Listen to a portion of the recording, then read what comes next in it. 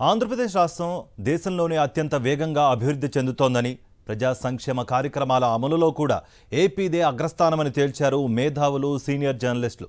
పలు కేంద్ర ప్రభుత్వ సంస్థలు, రాజ్యాంగ సంస్థలు ఇచ్చిన నివేదికలు, గణాంకాలతో పాటు అంతర్జాతీయ సంస్థలు ఇచ్చిన రిపోర్ట్లను ఆధారం చేసుకుని ముఖ్యమంత్రి వైఎస్ జగన్మోహన్ రెడ్డి పాలన అభివృద్ధి, సంక్షేమం, మేలు కలయికగాను సమగ్రమైందిగాను విశ్లేషించారు.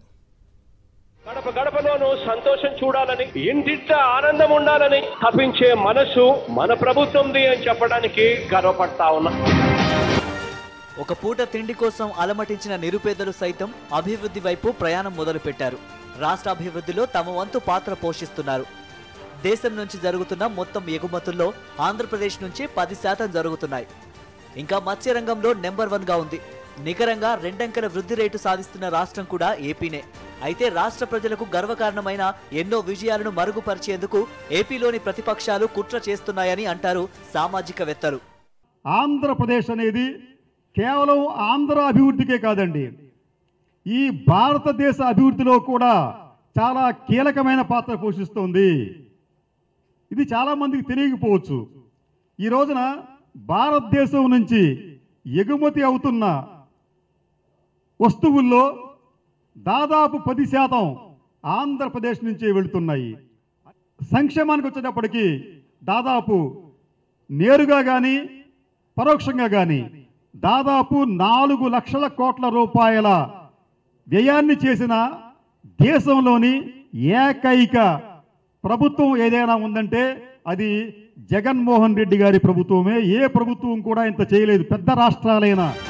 సంక్షేమము, అభివృద్ధిలో నిజమైన విజనరీగా ముఖ్యమంత్రి వైఎస్ జగన్ను అందరికంటే ఎక్కువగా ఏపీలోని ప్రతిపక్షాలే గుర్తించాయి. జగన్ తన ఆలోచనలను ఒక్కొక్కటిగా అమలు చేసుకుంటూ పోతూ ఉంటే రాజకీయంగా తమకు అత్యంత గడ్డు పరిస్థితులు తప్పవన్న భయంతో రాష్ట్రంలో అమలవుతున్న సంపూర్ణ సంక్షేమ, అభివృద్ధి కార్యక్రమాలను అడ్డుకోవడం, ప్రజల మనసులను వాటి నుంచి మళ్లించడం కోసం ప్రధాన ప్రతిపక్షంతో పాటు మిగతా ప్రతిపక్ష పార్టీలు మతాన్ని, ప్రాంతాన్ని వాడుకోవడానికి వెనకాడలేదు. విద్య, వైద్య రంగాల్లో జగన్ పాలన తీసుకొచ్చిన విప్లవాత్మకమైన మార్పులు ఇంతవరకు ఎవరూ చేయనివి, చేయాలి అనుకోనివి. అందుకే అడ్డగోలుగా అడ్డదిడ్డమైన ఆరోపణలు, అర్థం లేని నిందలతో జగన్పై విరుచుకుపడేందుకు విపక్షాలు విఫల ప్రయత్నం చేశాయి. కానీ నిజం నిలకడ మీద తేడా తెల్లమైంది. దేవాదాయ శాఖకు బడ్జెట్ ప్రవేశపెట్టినటువంటి తొలి ప్రభుత్వం రాష్ట్ర ప్రభుత్వం ఇదే. వంశపారంపర్య అర్చకత్వాన్ని ఆమోదించినటువంటి, అంటే కలగజేసినటువంటి ప్రభుత్వం ఇదే. 6709 దేవాలయాలకు నిత్య ధూపదీప నైవేద్యాలు అవకాశం కల్పించినటువంటి ప్రభుత్వం ఇదే.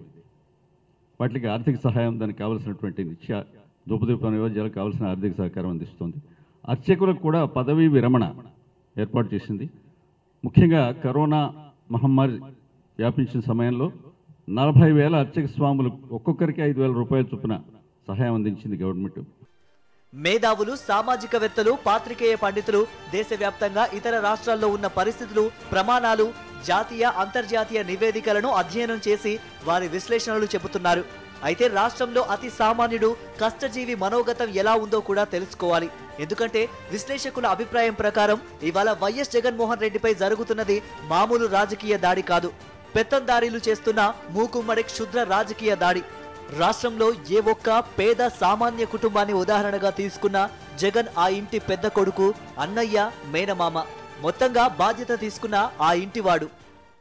ఒక పేదవాడికి వైద్యం ద్వారా, ఒక పేదవాడికి ఒక ఉచిత విద్య ద్వారా నాడు నేడు అని పెట్టి సమూల ప్రక్షాళన చేసి ఒక పేదవాడి పిల్లోడు కూడా ఇంగ్లీష్ మీడియం చదవాలా, వాడు ఉన్నత రంగాల్లో స్థిరపడాలని చెప్పి జగన్మోహన్ రెడ్డి గారి చేసే ఈ ప్రజా పాలనలో ప్రజలు సుభిక్షంగా ఉంటున్నారు. ఈ పేదల వర్గాలు నా ఎస్సీ, నా బీసీ అని జగన్మోహన్ రెడ్డి ఓన్ చేసేసుకుంటున్నాడు. ఈ వర్గాలని ఎట్లయినా జగన్మోహన్ రెడ్డికి దూరం చేయాలనే ఒక కుట్రపూరితమైన వాతావరణం ఈరోజు ఆంధ్రప్రదేశ్లో ఉంది. విజయవాడలో AP editors association, social democratic front సంయుక్తంగా నిర్వహించిన సదస్సు సీఎం వైఎస్ జగన్మోహన్ రెడ్డి పాలనపై సమగ్ర, సంపూర్ణ విశ్లేషణే చేసిందంటున్నారు పరిశీలకులు.